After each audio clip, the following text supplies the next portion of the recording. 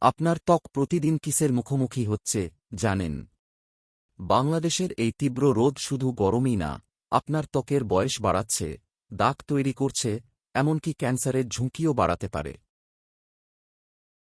আপনি দেখছেন health highlights.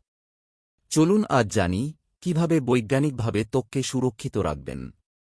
গবেষণায় দেখা গেছে ত্বকের বয়স বৃদ্ধির প্রায় ৮০ থেকে ৯০% সূর্যরশ্মির কারণে হয়। বিশেষ করে সকাল ১০টা থেকে বিকেল ৪টার মধ্যে ইউভি রশ্মি সবচেয়ে শক্তিশালী থাকে। বাংলাদেশের মতো দেশে ঝুঁকি আরও বেশি। ত্বক ফর্সা হোক বা শ্যামলা, রোদ কারও সাথে বৈষম্য করে না। পিগমেন্টেশন, ব্রণ, আগেভাগে বলিরেখা সবই হতে পারে। এখন সমাধান কি? প্রথম এবং সবচেয়ে গুরুত্বপূর্ণ, সানস্ক্রিন। SPF 30 বা তার বেশি ব্যবহার করুন। মুখ ও গলার জন্য প্রায় ১ চা-চামচ পরিমাণ, আর পুরো শরীরের জন্য প্রায় ৮ থেকে ৯ চা-চামচ সমপরিমাণ লাগে। বাইরে থাকলে প্রতি ২ থেকে ৩ ঘণ্টা পর পুনরায় ব্যবহার করুন। দ্বিতীয়ত, সুরক্ষা পোশাক। হালকা রঙের ঢিলা জামা, হ্যাট, সানগ্লাস এসব শুধু ফ্যাশন নয়, সুরক্ষা। তৃতীয়ত, সম্ভব হলে ১০টা থেকে ৪টার সরাসরি রোদ এড়িয়ে চলুন।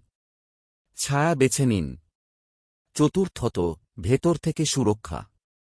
ভিটামিন সি, ই আর বিটা ক্যারোটিন সমৃদ্ধ ফল ও সবজি, যেমন আম, গাজর, কমলা, সবুজ শাক ত্বকের প্রাকৃতিক প্রতিরোধ ক্ষমতা বাড়াতে সাহায্য করে।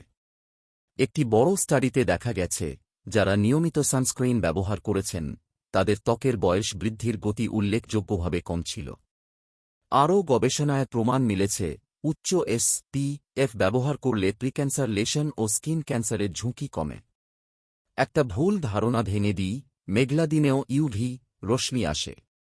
তাই সানস্ক্রিন শুধু রোদ দেখলেই নয়, প্রতিদিনের অভ্যাস করুন।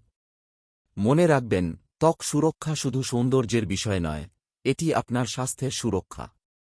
প্রতিদিন সানস্ক্রিন, সঠিক পোশাক, ছায়া আর পুষ্টিকর খাবার, এই ৪ নিয়ম মানলেই বাংলাদেশের রোদেও আপনি নিরাপদ থাকতে পারবেন।